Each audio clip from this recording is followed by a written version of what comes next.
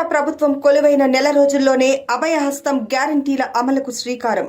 రాష్ట్ర ముఖ్యమంత్రి శ్రీ యనుమల రేవంత్ రెడ్డి గారు, ఉప ముఖ్యమంత్రి శ్రీ బట్టి విక్రమార్క మల్లు గారు మరియు రాష్ట్ర మంత్రివర్గం చేతుల మీదుగా ప్రజా పాలన ప్రోగ్రాం ప్రారంభం. డిసెంబర్ 28, 2023 నుండి జనవరి 6, 2024 వరకు ప్రజా పాలన దరఖాస్తుల స్వీకరణ. ఈ ప్రజా పాలన దరఖాస్తులో మహాలక్ష్మి, రైతు భరోసా, ఇందిరమ్మ ఇండ్లు, గృహజ్యోతి, చేయూత గ్యారంటీల లబ్ధి కొరకు అప్లై చేసుకోవచ్చు. ప్రగతి పదం, సకల జనహితం, మన ప్రజా ప్రభుత్వం. Welcome back. బాబు గారు, మీరు ఇవన్నీ చేయటానికి మీరేదో ఎమ్మెల్యేగానో ఎంపీగానో ఒక రాజకీయ పార్టీగానో అభివృద్ధి చేయాలని తనకు తాను అభివృద్ధి కావాలి, పేరు తెచ్చుకొని అభివృద్ధి కావాలనుకుంటాడు. కానీ దళితులను కానీ దళిత యువకుల్ని కానీ తయారు చేయటానికి కాదు. ఈ సంస్థలు పెట్టింది, ఈ కార్యక్రమాలు చేసింది అందుకోసమే. దీని వెనక రాజకీయ లక్ష్యం ఉంది ఆయనకు అనేది ఉంది. మీరేమంటారు? 100% అది కరెక్ట్ కాదు అని అంటాను. ఎందుకు అనంటే, నాకు రాజకీయ లక్ష్యమే ఉంటే ఒక రాజకీయ పార్టీలో చేరే పని చేస్తాం అంతే తప్ప, నిన్ను అతిగా ఇష్టపడే నా మహనీయులు బాబాసాహెబ్ అంబేద్కర్, మాన్యవారి కాంశీరాములను అడ్డు పెట్టుకొని వాళ్ళ సిద్ధాంతాలకు వెన్నుపోటు పొడిచే గుణము నాకు లేదు. నా తల్లిదండ్రులు, నా అన్నదమ్ములు నాకు నేర్పలేదు. కాబట్టి 100% అటు పోను. ఈరోజు నా జ్ఞాన ప్రచార సభ ఏం చేస్తుందంటే అన్న, ప్రతి చోట నా సంఘం మీదనే నేను కార్యక్రమాలు కావాలనుకోను. ఈరోజు జ్ఞానమాల కార్యక్రమం నడుస్తున్నది. ఎక్కడ ఏ సంఘం పేరు మీద వాళ్ళ కార్యక్రమాలు చేసినా నేను అక్కడ వెళ్ళి వాళ్ళతో కలిసి పనిచేస్తా. నాతో నాయన సహాయ సహకారాలు అందిస్తున్నా. మొన్న మీకు చెప్పిన జ్ఞాన పాదయాత్ర కూడా చేసింది మా జ్ఞానసభ మీద కాదు, జేబీఎం స్టేషన్ మీదనే చేశాం. వాళ్ళ నాయకులనే ముందు పెట్టిన, వాళ్ళనే ముందు నడిపించా, వాళ్ళనే గైడ్ చేసిన. ఈరోజు మన మల్లాపురం అంబేద్కర్ యువజన సంఘం ఉన్నది. అక్కడ ఏ కార్యక్రమాలైనా 100% నా సపోర్ట్ ఉంటుంది వాళ్ళకి. కానీ నేను వాళ్ళనే ముందు పెట్టి నడిపిస్తాను. అదేవిధంగా మన బోడుప్పల్లో అంబేద్కర్ ఆశయ సాధన సంఘం ఉన్నది.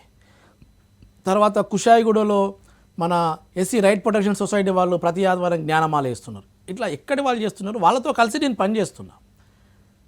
వాళ్ళ బ్యానర్ కింద, వాళ్ళ జెండా కింద పనిచేస్తాను. ఎందుకనంటేనా, నా లక్ష్యము, నా సంఘము, నా పేరు నాకు ప్రచారం అవ్వడం ఇష్టం లేదు.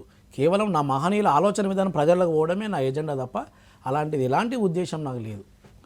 డిక్కీ వ్యవస్థాపకులైన వన్ ఆఫ్ ది ఫౌండర్స్లో వన్ ఆఫ్ ది మెంబర్ అయినటువంటి మీరు ఎందుకు డిక్కీకి దూరం అయ్యారు? ఎందుకు డిక్కీకి దూరం కావాల్సి వచ్చింది అంటే, ప్రకృతి సహజమన. ఎందుకంటే ఈరోజు అనేకమైన మీరు కమ్యూనిస్టు పార్టీలు తీసుకున్నా, ఇతరత్ర సామాజిక ఉద్యమాలు తీసుకున్నా, ఎవరైతే మొదటగా కలిసి పనిచేస్తూ ఉంటారో, ఆ కలిసి పనిచేస్తున్న క్రమంలో నాయకుడు ఎవరైతే ఉంటారో, తన తర్వాత వ్యక్తులని గుర్తింపు వస్తూ ఉంటే ఏ నాయకుడైనా కొద్దిగా ఇబ్బందిగా ఫీల్ అవుతాడు. ఆ ఇబ్బందిగా ఫీల్ అయిన తర్వాత తనను బయటికి పంపించే వాతావరణం ఉంటుంది. కాబట్టి ఇక ఆ రకంగా నేను బయటికి రావడం జరిగింది. ఇక ఇంకొకటి ఏంటంటే, మనం పెట్టిన సంస్థ సరే, మనం ఉన్నా లేకపోయినా అది మంచిగా నడవాలి అని చెప్పేసి మనం బయటకు వచ్చి నా వ్యాపారాలు నేను చేసుకుంటున్న క్రమంలో మళ్ళా పబ్లిక్ నా దగ్గరకు వచ్చి సహాయ సహకారాలు అడగడము, అట్లా నేను తప్పని పరిస్థితిలో టాస్ అని పెట్టాను. అంతే తప్పితే దాంట్లో ప్రధానంగా మేము ఎవరితో గొడవ పడ్డది లేదు, ఏం లేదు. ఎవరి ఆస్తులు ఎవరు లాక్కున్నది అక్కడ ఏం లేదు. కొన్ని సిద్ధాంతపరమైన విభేదాలు తప్పితే ఇంకా ఇలాంటిది లేదు.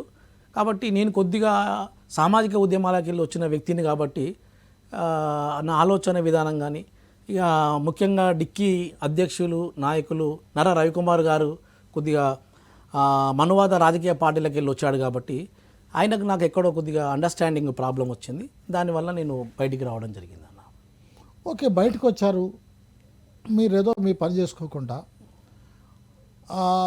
ఆ డిక్కీ అధినాయకత్వం పైన మీరు అనేక విమర్శలు చేస్తున్నారు. అధినాయకత్వాన్ని బదనాం చేసేటువంటి మాటలు మాట్లాడుతున్నారు, రెచ్చగొట్టి గాయపరిచేటువంటి మాటలు మాట్లాడుతున్నారు అనేటువంటి ఒక ఇది కూడా ఉంది. నిజమా? అంటే ఇలా ఏది కూడా రెచ్చగొట్టే మాటలు మాట్లాడే విధానం కానీ, డిక్కీ నాయకుడిని బాధపరిచే విధంగా నేను మాట్లాడే మాటలు కానీ ఏవి కూడా స్వతహాగా నేను ముందు మాట్లాడిన వ్యక్తులు మాటలు కావన్నా, నా మీద వాళ్ళు చేసే విమర్శల్ని నేను ఎదుర్కోవడానికి చేసిన కౌంటరే తప్పితే నేను ఎక్కడ కూడా వాళ్ళపైన నేను చెడు ప్రచారం కానీ లేదంటే అన్పార్లమెంటరీ లాంగ్వేజ్ కానీ ఎక్కడ వాడింది లేదు. మీరు ఎక్కడ కూడా నేను ఏదైనా సోషల్ మీడియాలో ఏదైనా పోస్ట్ పెట్టినా ఏది పెట్టినా మీరు గమనించవచ్చు. నేను చాలా నీట్గా తప్పేదో తప్పునే తెలియజెప్పిన తప్ప ఎప్పుడు వ్యక్తిగత విమర్శలకు నేను పోను కూడా. అది నా సిద్ధాంతం కాదు, అట్లా అది పద్ధతి కాదు. ఇంకోటి ఏంటంటే ముఖ్యంగా మీరు గమనించుంటే మొన్న ఒక ఇన్సిడెంట్ జరిగింది. మా పైన డిక్కీలో పనిచేసే అటెండర్ ఒక పోస్ట్ పెడితే ఆ అటెండర్కి వెళ్ళి ఓ సంజాయిషి ఇచ్చుకుందాం. నిజంగా అటెండర్ స్థాయి మనిషి, నేను పోవాల్సిన అవసరం లేదు. కానీ నాది అట్లా కాదన్న, నేను బాబాసాహెబ్ అంబేద్కర్ గారి దృక్పథంతో ఆలోచన చేస్తా. బాబాసాహెబ్ అంబేద్కర్ ఈ దేశంలో వాడు గరీబోడైనా కోటీశ్వరుడైనా ఓటు హక్కు ఎట్లా సమానంగా ఇచ్చిండో, నా దృష్టిలో డిక్కీ అధ్యక్షుడు ఎంత ఇంపార్టెంటో డిక్కీలో పనిచేసే చిన్న స్థాయి వ్యక్తిని కూడా నేను అదే విధంగా గౌరవిస్తాను. అటెండర్ అని కూడా ఏం రాజు అని ఎప్పుడు నేను పిలవలే, రాజు గారు అని పిలుస్తా. నా ఇంట్లో పని మనిషిని కూడా నేను గారు అని పిలుస్తా. అంతెందుకన్నా నేను నా కట్టుకున్న భార్యను ఇంతవరకు అచేతూషి అని కానీ పేరు పెట్టి పిలవలే, భవానీ గారు అని పిలుస్తా. అంత గౌరవించే గుణం. అట్లాంటిది రాజుగారు ఈ పోస్ట్ పెట్టారు కదా అని చెప్పేసి నేను వెళ్ళి ఆ పోస్ట్ గురించి ఆయనకు ఒక వివరణ ఇచ్చి, దాంతోపాటు అతను 8 సంవత్సరాలుగా, ఇందులో ఒక పాయింట్ మీరు గమనించాలన్నా, అతన్ని ఉద్యోగం పెట్టించిందే నేను. ఇప్పటికి 11 సంవత్సరాలు అవుతుంది. ఉద్యోగం పెట్టించిన మొదట్లో ఆయన శాలరీ ఎంతనో 8,000, ఈ 11 సంవత్సరాలు కూడా ఆయన 8,000 శాలరీకి జాబ్ చేస్తూ ఉన్నాడు. కాబట్టి అదే ఇంతగా కమిట్మెంట్గా పనిచేస్తున్నాడు కాబట్టి అతను గౌరవించాలి అని చెప్పేసి నేను కేవలం అతనితో మాట్లాడి అతను మా పైన ఉన్నట్టు అపోహను తొలగించి అతన్ని గౌరవించి వద్దామని నేను పోయినా. కానీ అక్కడ అనుకోని సంఘటన, అక్కడ వనజాక్షి మేడం గారు మా మీద అట్లా ఆమె మాట్లాడడం అది చేయడం చాలా బాధ అనిపించింది. కానీ ఎక్కడ కూడా నేను ఆవేశానికి లోన్ కాలేదు, తుల్లలేదు. కేవలం మేమేంది, డిక్కీలో మా పాత్ర ఏంది, మేము ఏం చేశామని చెప్పుకునే ప్రయత్నం చేసిన, ఆమె అంతా మమ్మల్ని అవమానపరుస్తున్నా కూడా ఎక్కడ కూడా ఒక చిన్న మాట నోరు జారకుండా వచ్చిన వ్యక్తులం. అంత అవమానం జరిగితేనే మేము అక్కడ ఒక నోరు జారిన వ్యక్తిని ఇంకో దగ్గర నేను ఎట్లా నోరు జారి నేను తప్పుగా మాట్లాడతా. నేను విమర్శించిన విధానాలు ఎవరైనా విమర్శించే హక్కు బాబాసాహెబ్ అంబేద్కర్ ఇచ్చారు, అంతే తప్ప ఎక్కడ కూడా నేను చెడు పదాలు వాడలేదు. మీరు జెట్టింగ్ మిషన్స్ మీద డిక్కీ చాలా కష్టపడి ఒక జెట్టింగ్ సంస్థను ఏర్పాటు చేసి దళిత యువకులందరినీ కూడా పారిశ్రామికవేత్తలుగా ఎదగటానికి వెన్నుదనగా ఉంటే, అలాంటి జెట్టింగ్ మిషన్ మీద మీరు కోర్టుకు వెళ్ళి స్టే తెచ్చి ఆ టెండర్ని క్యాన్సిల్ చేయడానికి ప్రయత్నం చేశారు. ఇది మరి దళితుల ఔత్సాహిక పారిశ్రామికవేత్తలకు నష్టం జరిగే చర్య కదా? 100% నష్టం జరిగే చర్య. దాన్ని నిజంగా నేను ఒప్పుకుంటున్న విషయాన్ని. బయటికి చెప్పుకోవడానికి వినడానికి మాత్రం డిక్కీలో ఉన్న దళితులకి ఒక జెట్టింగ్ వెహికల్ అనే ప్రాజెక్ట్ వచ్చింది, దాన్ని నల్లబాబు గారు కోర్టుకి వెళ్ళి డిస్టర్బ్ చేశారు అనే ఈ 2 వాక్యాలే మాట్లాడుతున్నారు. కానీ ఆయన ఎందుకు వెళ్ళాల్సి వచ్చింది? నిజంగా 100% ఈ ప్రాజెక్టు దళితులకే వచ్చిందా? దళితులు తప్ప ఇంకా వేరే వాళ్ళు తీసుకోలేదా? మన నల్లబాబు ఎందుకు వెళ్ళిండు? ఆయనకేం అన్యాయం జరగలేదా అనేది ఈ ఆలోచన జరగలేదని నేను అనుకుంటాను. అలా ప్రధానంగా విషయం చెప్పాలంటే ఆ జెట్టింగ్ ప్రాజెక్ట్లో నాకు కూడా సొంత వెహికల్స్ ఉన్నాయి. కానీ నాకు ఎంఓయూలు రాకుండా టెండర్ పార్టిసిపేట్ చేయాలంటే ఏదైతే మ్యానుఫ్యాక్చరింగ్ కంపెనీస్ నుంచి నాకు ఎంఓయూలు రాకుండా డిక్కీ అధినాయకత్వం అడ్డుపడి నా జీవనోపాధి మీద కొట్టాలనుకున్నారు. ఇప్పుడు ఒక చిన్న ఉదాహరణ చెప్తానా. నేను దళితుడినే, తోటివాడు దళితుడే. అతను నన్ను కత్తిపెట్టి పొడిచిండు, నన్ను చంపే ప్రయత్నం చేస్తున్నాడు. మరి నేను వెళ్ళి తప్పించుకొని నా రక్షణకై పోలీస్ కంప్లైంట్ ఇవ్వాలా? నా తోటి దళితుడే కదా, సంపతే సంపన్నిది అని చెప్పి చచ్చిపోవాలా? కాబట్టి ఇది నా జీవన మరణ సమస్య. నాకు బండ్లు రాకుండా అడ్డుపడి ఇదే ప్రాజెక్టు 2017లో నేను ఇన్ఛార్జ్, నేను చేసిన ప్రాజెక్ట్ ఇది. నేను 1 year కష్టపడి ఓకే అధినాయకత్వం ఉన్నారు, సూచనలు సలహాలు ఇచ్చారు, కానీ గ్రౌండ్ మొత్తం తిరిగి చేసింది నేను. అలాంటి నాకే ఈరోజు 2023 వచ్చేసరికి నాకు బండ్లు రాకుండా అడ్డుపడి నా జీవనోపాధి మీద కొట్టడం ఎంతవరకు న్యాయం? నంబర్ 1. నంబర్ 2 అన్న, నాకు ఈ అన్యాయం జరుగుతున్న క్రమంలో నేను ఇవాళ నాకు బండ్లు రాగానే తెల్లారే వెళ్ళి నేను కోర్టులో కేసు వేయలే. నాకు బండ్లు ఏ రోజైతే రావు అని తెలిసిందో, ఏ రోజైతే నాకు ఎంఓఎల్ ఇవ్వరు అని తెలిసిందో, నేను ఇటు కుల పెద్దలతో ప్రయత్నం చేసిన, మాకు ఇట్లా అన్యాయం జరుగుతుంది డిక్కీలో, మీరు వచ్చి దయచేసి మాట్లాడండి అదేంటి అంటే పాపం కుల పెద్దలు కూడా వాళ్ళ చేతులు ఎత్తేస్తారు, లేదు బాబు గారు అక్కడ మేము చెప్తే వినే పరిస్థితి లేదు, మీకు మేము న్యాయం చేయలేము, మరి మీరు నాకు న్యాయం చేయలేనప్పుడు నేను చట్టపరంగా కొట్లాడాల్సి ఉంటుంది. మరి ఆ క్రమంలో ఇటు డిక్కీకి కానీ ఆర్గనైజేషన్స్ కానీ మనకు కానీ ఇబ్బంది కలిగే వాతావరణం ఉంటుంది, మీరు ఆలోచన చేయండి అని అంటే మీకు సహాయం చేయలేని పరిస్థితిలో ఉన్నాము, కాబట్టి మీకు న్యాయం జరగడానికి ఏ చర్య తీసుకున్నా మాకు ఇబ్బంది లేదు అని ఇటు కుల పెద్దలు అన్నారు. అక్కడికి వెళ్ళి డిపార్ట్మెంట్కి వెళ్ళాం, ఆఫీస్లో కూడా అందరికీ విన్నపించుకున్నాం, కానీ అక్కడ కూడా మాకు న్యాయం జరగలేని పరిస్థితి.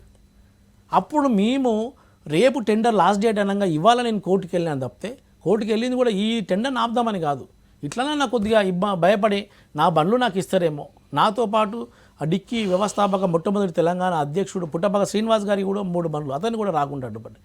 అట్లా మేము చేసినమే తప్ప ఎవరికి నష్టం చేయాలనే ఆలోచన మాత్రం ఏమాత్రం లేదన్న. ఓకే,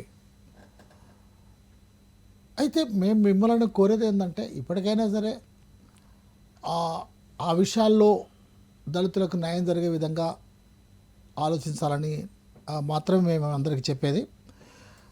దళిత పారిశ్రామికవేత్తలుగా తయారు చేయడానికి కావటానికి మీరు ఈనాడు ఉండేటువంటి నిరుద్యోగ ఉన్నత చదివినటువంటి యువకులకి మీరు ఇచ్చే సూచన ఏంటి? చాలా మంచి క్వశ్చన్ అడిగారన్న, నిజంగా ఇది చాలా అవసరమైన ప్రశ్న. ఈరోజు సమాజంలో ఎట్లయిపోయిందంటే చదువు అనేది ఒక ఉద్యోగానికి అవసరమైన సరుకుగా మారింది. చదువు అనేది ఒక జ్ఞాన సంపద. జ్ఞానానికంటే కూడా అంటే పిల్లలు ఆ విధంగానే ఆలోచిస్తున్నారు, విద్యాలయాల్లో జరిగే ఎడ్యుకేషన్ సిస్టమ్ ఆ విధంగానే ఉన్నది, పేరెంట్స్ కూడా ఆ విధంగానే నువ్వు మంచిగా చదువు ఆ ఉద్యోగం వస్తుంది, నువ్వు మంచిగా చదువు ఈ ఉద్యోగం వస్తుంది, నువ్వు మంచిగా ఇట్లా చెప్తున్నారు. కానీ నువ్వు చదువు మంచి జ్ఞానం వస్తుంది, ఆ జ్ఞానం ద్వారా నువ్వు ఒక గొప్పగా ఏదైనా క్రియేట్ చేయొచ్చు, అట్లా చేయొచ్చు, అది చేయి ఇది చేయి అని చెప్పడం కంటే కూడా ఉద్యోగాలు వస్తుందనే మోటివేషన్ చేస్తూ ఉన్నారు.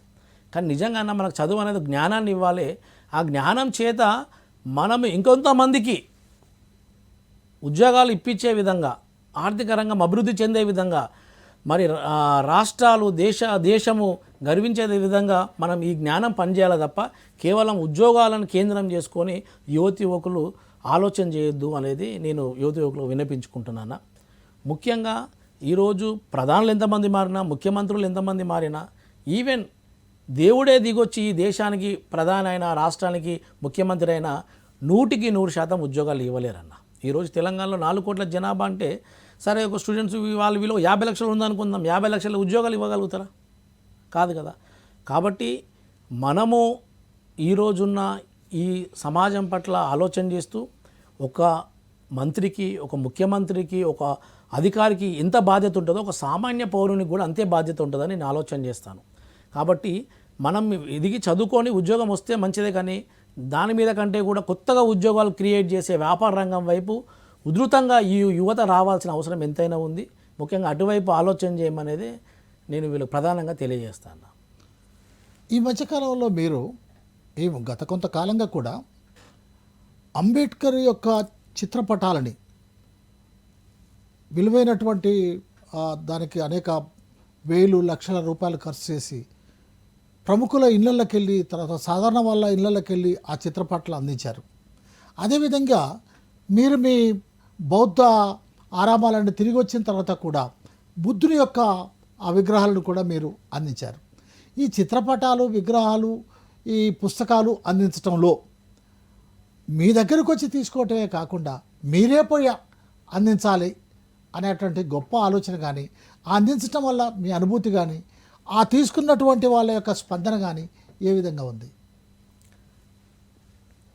ఇలా ప్రధానంగా దీని వెనక లక్ష్యం ఏమిటి? ఖచ్చితంగానా ఇట్లా ప్రధానంగా చెప్పుకోవాలంటే మన కోవిడ్ వచ్చిందన్న, ఫస్ట్ వేవ్ మార్చ్ 23 ఏమో ఫస్ట్ వేవ్ కోవిడ్ మనకు లాక్డౌన్ అయింది. ఏప్రిల్ 14 కూడా మనం లాక్డౌన్లోనే ఉన్నాం.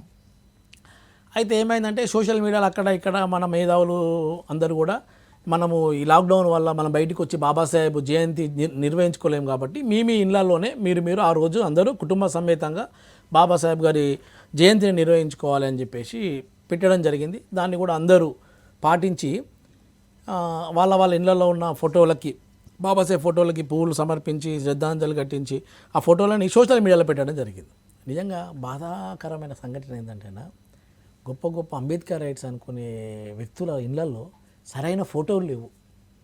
వాళ్ళ ఇంట్లో ఏదైనా క్యాలెండర్ ఉంటే క్యాలెండర్కి దండేసి, లేదా వాళ్ళు ఎప్పుడన్నా బాబాసాహెబ్ అంబేద్కర్ మీటింగ్ అటెండ్ అయితే అక్కడ ఇచ్చిన మెమోంటో మీద ఫోటో ఉంటుంది కదా, ఆ ఫోటోకి పువ్వులు పెట్టి ఇలాంటి సంఘటనలు నేను చూసినాను. నిజంగా మామూలు వ్యక్తులు కాదు, మైక్ ఇస్తే బాబాసాహెబ్ సిద్ధాంతాన్ని గంటలు గంటలు చెప్పగలిగేంత మేధావులు.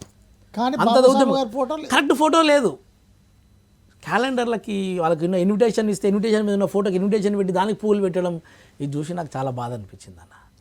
కాబట్టి సరే, నేను ఈ రాష్ట్రం అంతా దేశమంతా ఫోటోలు పంచకపోవచ్చు, కానీ నాకు అందిన కాడికి నాకు తెలిసిన వ్యక్తులకు మాత్రం నా ఒక ఫోటో ఇవ్వాలి అనేది నేను ఎజెండాగా పెట్టుకొని అట్లా నాకు పుట్టిన ఆలోచన. దాంట్లో ఆ ఆలోచనతోనే నేను ఫోటోలు పంచడం జరిగింది. చాలా గొప్ప ఆలోచన, చాలా గొప్ప ఆలోచన. నిజానికి మీరు చెప్పిన తర్వాత నేను చెప్పక తప్పదు. ఇక్కడ నా ఇంట్లో కూడా డాక్టర్ బాబాసాహెబ్ అంబేద్కర్ గారి సరైనటువంటి ఫోటో లేదు. ఫోటో ఉంది, బట్ సరైనటువంటి ఫోటో లేదు. మీరు ఆ అంబేద్కర్ గారి ఫోటో తీసుకొచ్చి నాకు కూడా ఇవ్వటం వల్ల నేను ఆ డోర్ నుంచి ఎంటర్ కాగానే అందరు కనపడే విధంగా, ఫస్ట్ అందరు కనపడే విధంగా నేను ఎదురుగా దాన్ని ఇప్పుడు పెట్టుకున్నా. వచ్చిన వాళ్ళందరూ ఆ ఫోటో చూసి అడుగుతుంటారు. ప్రతిసారి వచ్చిన వాళ్ళందరికీ కూడా ఇట్లా బాబు గారు నాకు కాదయా, నాకే కాదు అందరికి ఇట్లా పంచాడని చెప్తా ఉంటా. చాలా సంతోషం. ఇప్పుడు అంబేద్కర్ సంఘాలు, ఎస్సీ ఎస్టీ సంఘాలు, దళితుల పేరుతో సంఘాలు, చాలా సంఘాలు ఉన్నాయి. గట్లనే వీళ్ళ అభివృద్ధి కోసం పాటుపడేటువంటి ఆర్థిక సంస్థలుగా ఉన్న మీరు కూడా ఎందుకు 11-12 సంఘాలు పెట్టుకోవాలి? ఏమవసరం? ఒక్క సంఘంలో అందరూ కలిసి పనిచేయచ్చుగా. ఏమంటారు మీరు దానికి? ఏమంటారు మీరు? కరెక్టేనా అంటే మనం చెప్పుకోవడానికి చాలా బాగుంటుంది, ఇన్ని సంఘాలు ఎందుకు, ఒక సంఘాన్ని ఉండి పని చేయొచ్చు కదా అని అనేది. ఇంకా అట్లుంటే చాలా మంచిదే. కానీ అట్లా అని చెప్పి కూడా మోనోపోలీని కూడా మనం ప్రోత్సహించలేం. ఒక సంఘం ఉన్నప్పుడు ఒకే నాయకుడు ఉంటాడు, ఇక తన ఇష్టం వచ్చిన కార్యక్రమాలు చేస్తుంటే మోనోపోలీ అయిపోతుంది. నా దృష్టిలోన చాలా సంఘాలు రావడం తప్పేం కాదు, కానీ ప్రతి సంఘం లక్ష్యం ఒకటే ఉండాలని అంట. ఇలా నల్లబాబు జ్ఞాన ప్రచార సభ అని పెట్టి అంబేద్కర్ ఫిలాసఫీని స్ప్రెడ్ చేయని, మన విశారదన్ మహారాజ్ గారు దళిత శక్తి ప్రోగ్రాం అని చెప్పేసి ఆయన మహనీయులను ప్రచారం చేయడం కానీ, ప్రమోద్ మహారాజ్ గారు సంత్ గురు రవిదాస్ ధార్మిక సంఘటనలు పెట్టి అలా ప్రచారం చేయడం కానీ, ఇట్లా ఎవరికి వాళ్ళు ఒక సంఘం పెట్టుకొని ఆయా సంఘాల పేర్ల మీద పనిచేస్తూ ఉన్నారు. పెట్టుకోవాలి, చాలామంది సంఘాలు పెట్టాలి, కానీ అందరూ కూడా ఒక లక్ష్యం కోసం పనిచేయాలి, అందరూ కూడా నిస్వార్థంగా పనిచేయాలి, 100% ఆ మహనీయుల ఆలోచనలు ముందుకు తీసుకుపోయేలాగా పనిచేయాలి. కాబట్టి సంఘం ఒకటైనా 10 అయినా మనకు సమస్య లేదు, కానీ ఆ లక్ష్యాలు మంచి అవ్వకపోతేనే సమస్యలు అన్న. కాబట్టి మనం ఇబ్బంది పడాల్సిన అవసరం లేదు. ఓకే, ఇన్ని సంస్థలు ఉన్నప్పటికీ స్వాతంత్ర్యం వచ్చి 77 సంవత్సరాలు అయినప్పటికీ డాక్టర్ బాబాసాహెబ్ అంబేద్కర్ ప్రపంచం అంతా గర్వించేటువంటి రాజ్యాంగం రచించినప్పటికీ దళితులపై దాడులు కానీ, వివక్షత కానీ, హత్యలు కానీ, అత్యాచారాలు కానీ తగ్గలేదు, పైగా కొనసాగుతూనే ఉన్నాయి. మరి ఒక ఆర్థికంగా బలపడినటువంటి మీ సంస్థలు మరి ఇలాంటి వాటిపైన ఏం కార్యక్రమాలు చేపడుతున్నారు? ఎందుకు చేపట్టడం లేదు? ప్రధానంగా ఏంటంటే నేను జ్ఞాన ప్రచార సభ కంటే ముందు నేను ఆర్థిక సంస్థ టాస్ అని పెట్టడం జరిగింది. ఈ టాస్ అని పెట్టి ఓన్లీ నేను ఈ ఆర్థికపరమైన వ్యాపార సంస్థని నడిపించుకోవచ్చు. కానీ తర్వాత జ్ఞాన ప్రచార సభను ఎందుకు పెట్టాను అని అంటే, మన మీద ఒక దాడి జరిగినాక, మనకు ఒక అన్యాయం జరిగినాక, మన మీద ఒక అట్రాసిటీ జరిగినాక స్పందించడం కంటే, ఎదుటి వాళ్ళు మన మీద ఆ అట్రాసిటీ చేయాలంటేనే, ఆ దాడి చేయాలంటేనే భయపడే ఒక వాతావరణాన్ని, లేదంటే వాళ్ళు మనల్ని ఏమన్నా అనాలంటే ఆలోచించే వాతావరణాన్ని తీసుకురావాలనే విధంలోనే ముఖ్యంగా మా జ్ఞాన ప్రచార సభ పనిచేస్తుందన్న.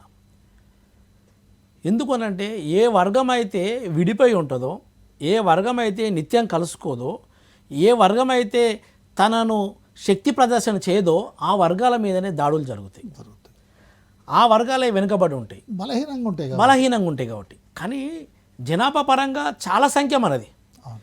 కానీ ఈ సంఖ్యను మనం ఒక్క దగ్గరికి తీసుకురాలేకపోతా ఉన్నాం. ఆ తీసుకొచ్చే వేదికలు లేవు.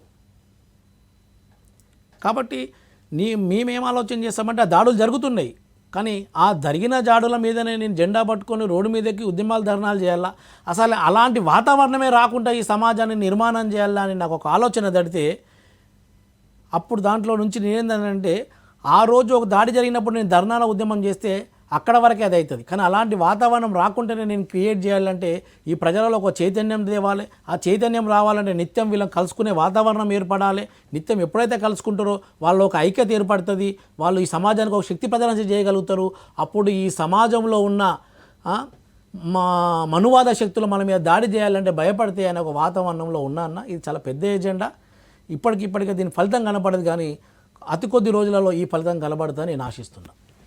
చాలా సంతోషం. మనువాద బ్రాహ్మణీయ భావజాలం ఈరోజు భారతదేశ వ్యాప్తంగా పెద్ద ఎత్తున ఒక 1000 పడగల విషసం సర్పంలాగా బుసకొడుతూ ఉంది. దీన్ని ఇలాంటి దాడులు, ఇలాంటి భావజాలాన్ని ప్రతిఘటించడానికి దళిత, నిమ్న లేక బహుజన వర్గాలను సాంస్కృతికంగా చైతన్యం చేసేటువంటి కార్యక్రమాలు ఏమైనా చేస్తున్నారా? 100% చేస్తున్నామన్నా. ఎందుకు అనంటే సంస్కృతి అనేది చాలా ప్రధానమైన అంశం, సమాజంలో చాలా బలమైన అంశం. మనకు కరెక్ట్ అయిన ఒక సంస్కృతిని మనం ఫాలో అవ్వకపోవడమే ఈ మనువాద సంస్కృతి ఇంత విచ్చలవిడితనానికి రావడానికి కారణం అన్న. ఎందుకనంటే నేను చాలా వాటికి చూస్తూ ఉన్నా. ఇటు కమ్యూనిస్ట్, నిజంగా చూడండి అన్న, ఈ దేశంలో కమ్యూనిస్టులు ఉన్నారు, ముస్లిమ్స్ ఉన్నారు, క్రిస్టియన్స్ ఉన్నారు, అదేవిధంగా నాస్తికులు ఉన్నారు, అదేవిధంగా బహుజనవాదులు ఉన్నారు, అంబేద్కర్ రైట్స్ ఉన్నారు. ఇంతమంది జనం ఉన్నప్పటికీ కూడా కేవలం ఒకే హిందుత్వ మతం అనే వాదం మీద ఈరోజు వాళ్ళు ఆ పనులు చేయగలుగుతున్నారు అని అంటే వాళ్ళలో ఉన్న మంచి ఏంది, మనలో ఉన్న లోపం ఏందో మనం కూడా ఒకసారి పరిశీలన చేసుకోవాలి. ఎందుకంటే వాళ్ళకు ఒక సంస్కృతి ఉన్నది. ఆ సంస్కృతి మీద వాళ్ళంతా ఐక్యమైనారు కాబట్టికనే వాళ్ళంత బలంగా ఉన్నారు. ఈరోజు మనకు కరెక్ట్ అయిన ఒక సంస్కృతి లేకపోవడం వల్లనే మనం ఇంత బలహీనపడి ఉన్నాం. కాబట్టి ముఖ్యంగా ఇక్కడున్న దళితులు వాళ్ళు ఒక సంస్కృతిని నిర్మాణం చేసుకోవాలి. చూడండి, బాబాసాహెబ్ అంబేద్కర్ భారత రాజ్యాంగం రాసిండన్న, అలా అనేకమైన హక్కులు ఇచ్చిండు, అవకాశాలు ఇచ్చిండు, ఇవన్నీ ఇచ్చిపోయిండు. అవి సరిపోవా మనకి? అయినప్పటికీ కూడా బాబాసాహెబ్ గారు ఒక గొప్ప మాట చెప్తారు. ఎంత గొప్ప చట్టాలు తెచ్చినా, ఎంత పెద్ద గొప్ప రాజ్యాంగం వచ్చినా అవి అమలుపరిచే వ్యక్తులు మంచి వాళ్ళు కానప్పుడు అది నిరుపయోగమే అని చెప్పి బాబాసాహెబ్ అంబేద్కర్ గారు చెప్పారు. కాబట్టి అలా ఎంత కష్టపడి రాజ్యాంగం రాసి ప్రజలకు ఇన్ని హక్కులు కల్పించినా అయినప్పటికీ కూడా రేపు దీన్ని అమలుపరిచే వ్యక్తి మంచివాడు కాకపోతే ఇది మళ్ళా నా ప్రజలకు నష్టం జరుగుతుంది. కాబట్టి వీళ్ళంతా ఒక సంస్కృతి కిందికి రావాలి, ఆ సంస్కృతికి వీళ్ళు బలపడాలి అనే బౌద్ధ సంస్కృతిని నాకు అందించిపోయిండు బాబాసాహెబ్ అంబేద్కర్. అంతేకాదు, మీలాంటి ఏ కొద్ది మందినో మేము వింటున్నాం, చూస్తున్నాం.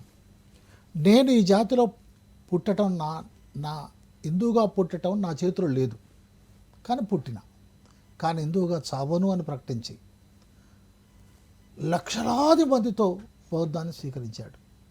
కానీ ఈరోజు అంబేద్కర్ వాదులం అని చెప్పేటువంటి వాళ్ళు, అంబేద్కరిజాన్ని ఇక మేము దానికే ఒక వారసులం అని చెప్పేటువంటి వాళ్ళు కూడా డాక్టర్ బాబాసాహెబ్ ఇచ్చినటువంటి పిలుపును కానీ చేసినటువంటి కార్యక్రమాలను కానీ అమలు చేయకుండా పూర్తి భిన్నంగా మనవాదంలో పడిపోవటం ఎలా చూడాలి? ఎందుకు, ఏమిటి కారణం? అలాంటి వాళ్ళని ఏమనాలి? ఇంకా ఇది చాలా బాధాకరమైన సంఘటన అన్న. ఇప్పుడు నా దగ్గర కూడా లోన్ల కోసం, సబ్సిడీల కోసం వస్తారు కదా. వాళ్ళకి లోన్ వచ్చినాకనో సబ్సిడీ వచ్చినాకనో మన వర్గాలలో ముఖ్యంగా 2 సంస్కృతులు గట్టిగా పాటిస్తారు. ఒకటి హిందుత్వ సంస్కృతి, రెండోది క్రిస్టియన్ సంస్కృతి. బాబాసాహెబ్ వల్ల లోను పొంది, సబ్సిడీ పొంది వాళ్ళు వెళ్ళి మొక్కేది హిందుత్వ గుళ్ళోకి, వాళ్ళు వెళ్ళి మొక్కేది దశమ భాగం ఇచ్చేది క్రిస్టియన్కి ఇస్తారు. నేను ఇది బాధ నాకు అనిపించింది అన్న. కాబట్టి నేనేమంటా అంటే బాబాసాహెబ్ అంబేద్కర్ మనకు హక్కులు ఇవ్వడమే కాదు బాధ్యతలు కూడా ఇచ్చిపోయాడు. ఎస్. ఎంతటి బాధ్యతలు అంటే నాట్ ఓన్లీ బాధ్యత నీకు ఓ చదువుకోవడము, ఉద్యోగం సంపాదించడము, రాజ్యాధికారం సంపాదించడమే కాదు, బట్టలు ఎట్లేసుకోవాలో కూడా బాధ్యత అప్పచెప్పిండు. నీ ముఖాన్ని ఎట్లుంచుకోవాలో కూడా బాధ్యత అప్పచెప్పిండు. కానీ ఎప్పుడన్నా బాబాసాహెబ్ ముఖం మీద చిన్న వెంట్రుక చూసినామా అన్న మనం? ఎంత నీట్గా ఉంటాడు. అరే మీరు ఇంత నీట్గా ఉండండి, ఇంత చక్కగా బట్టలు వేసుకోండి, ఓ ఇలాంటి తిండి తినండి అని చెప్పి ప్రతి చిన్న విషయంలో కూడా బాబాసాహెబ్ అంబేద్కర్ మనకు బాధ్యతలు అప్పచెప్పిండు. కానీ ఆ బాధ్యతలు మనం పాటించాం. హక్కులు మాత్రం కావాలి, బాధ్యతలు మాత్రం మాకు వద్దు అంటే ఎట్లా? ఆయన అడ్డం పెట్టుకొని అన్ని సౌకర్యాలు పొందాలి. కరెక్ట్ కాదు కదా అది. నేను అందుకేనంటే నువ్వు హక్కుల కోసం ఎంత కొట్లాడుతావో, ఎంత ఆలోచిస్తావో, నీకు బాధ్యతలు కూడా అన్నీ ఉన్నాయి. ఆ బాధ్యతలు నిర్వహించడానికి కూడా నువ్వు అదే విధంగా పనిచేయాలని అంటాను.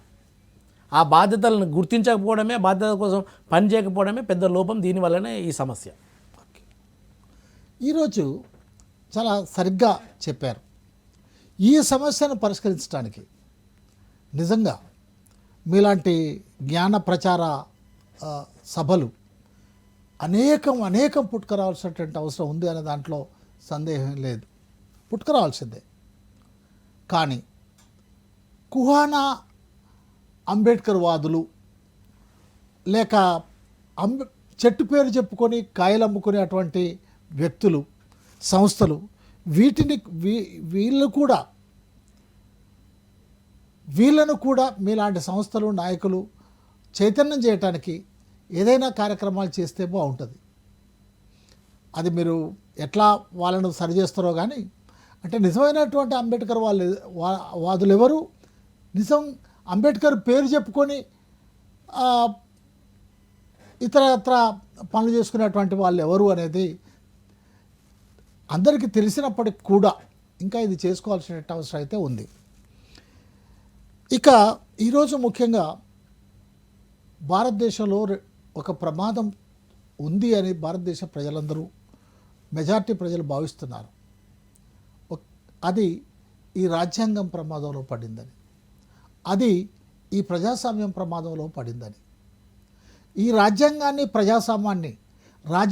కాపాడుకోవాలి, ప్రజాస్వామ్యాన్ని రక్షించుకోవాలి అని అంటే ఏం చేయాలంటారు? ఒకటి అన్న, ప్రధానంగా అంబేద్కరిజాన్ని, అంబేద్కర్ ఫోటోని వాడుకొని పైరవీలు చేసే వ్యక్తులని ఎట్లా మనం మార్చాలి అని అంటే, నేను ఈ విషయం పట్ల ఎట్లా ఆలోచిస్తా అంటే,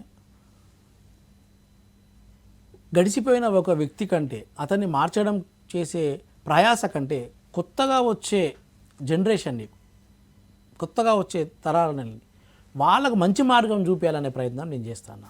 ఎందుకంటే వాళ్ళు ఒక టైప్ ఆఫ్ మెంటాలిటీలో సెట్ అయిపోయి ఉన్నారు. ఇప్పుడు వాళ్ళకు పోయి చెప్పే ప్రయత్నం చేస్తే తిరిగి నా మీద దాడి చేస్తారు తప్ప వాళ్ళు మారే పరిస్థితి లేదు. వాళ్ళకంటే నేను వయసులో చిన్న ఉండొచ్చు, ఉద్యమాలలో అనుభవం తక్కువ ఉండొచ్చు, ఇంకో రకమైన ఉండొచ్చు. అది కాబట్టి అక్కడైనా శ్రమను వృధా చేయడం కంటే రాబోయే భవిష్యత్ తరాలకు ఒక మంచి మార్గం చూపించే పని చేయాలి. కాబట్టి అటువైపు పోతే బాగుంటుంది అనేది ఆలోచన చేసిన. ఇక రెండోది ఇంకో క్వశ్చన్ ఏం అడిగారన్నా మీరు? రాజ్యాంగాన్ని రక్షించుకోవడం, ప్రజాస్వామ్యాన్ని కాపాడుకోవడం, దీనికి ఒకటే మూలం అన్న. ఈరోజు కమ్యూనిస్టు సంఘాలు కానీ, సామాజిక సంఘాలు కానీ, ఇతరాత్ర ఏవైతే అన్ని సంఘాలు ఉన్నాయో, పార్టీలు ఉన్నాయో, ఈ రాజ్యాంగం విషయంలో కలిసి పనిచేయాల్సిన అవసరం ఉన్నది. అది నేను అంబేద్కరైట్ కావచ్చు, కమ్యూనిస్టుని కావచ్చు, లేదంటే సోషలిస్టుని కావచ్చు, ఏమన్నా కానీ ఒక నాన్ మనువాది అందరూ కూడా ఏకం కావాలి. గ్రేట్. నాన్ మనువాదులు ఏకమైతేనే ఆ సమస్య తీరుతుంది. ఇక లోపలికి సిద్ధాంతపరంగా నీ కమ్యూనిజం గొప్పదా, నా బహుజనిజం గొప్పదా, లేదా నీ సోషలిజం గొప్పదా, నీ ఏమంటారు మన అంబేద్కరిజం గొప్పదా, ఇవి మనకు అవసరం లేదు ఇప్పుడు ఆ చర్చలు. అక్కడ పెద్ద ప్రమాదం పొంచుకొని ఉన్నది. ఆ ప్రమాదాన్ని మనం తప్పియడానికి, వాళ్ళతో పోరాడడానికి నాస్తికయిజం గొప్పదా అనే కాకుండా మనం అందరం కలిసి ఫస్ట్ ఆ ప్రమాదాన్ని ఎదుర్కొని ఆ రాజ్యాంగాన్ని కాపాడుకోవాల్సిన అవసరం అయితే అందరికీ ఉందని తెలియజేస్తున్నాను ఈ సందర్భంగా. చాలా సంతోషం బాబు గారు, మీ విలువైనటువంటి సమయాన్ని మా మాస్టర్ కీ టీవీకి కేటాయించి చక్కటి సందేశం ఇచ్చారు. అందరూ మీ సిద్ధాంతాలను పక్కన పెట్టండి, రాజ్యాంగాన్ని రక్షించడానికి ముందుకు రండి, ప్రజాస్వామ్యాన్ని కాపాడుకోవడానికి ముందుకు రండి. ఈ రాజ్యాంగం ప్రజాస్వామ్యమే లేకపోతే మీ పార్టీలు లేవు, మీ సంఘాలు లేవు, మీ సిద్ధాంతాలు లేవు. కనుక అలాంటి ప్రమాదాన్ని పొంచున్నటువంటి స్థితిలో మీరు ఐక్యం కండి అని మీరు ఏదైతే పిలుపునిచ్చారో ఆ పిలుపు తప్పనిసరి అనివార్యమైంది, అందరూ ఆలోచించాల్సినటువంటి అంశం అని భావిస్తూ వచ్చే ఆదివారం నాడు మరో ముఖ్యమైనటువంటి అంశంపై కలుద్దాం. అంతవరకు సెలవు. జై భీమ్. జై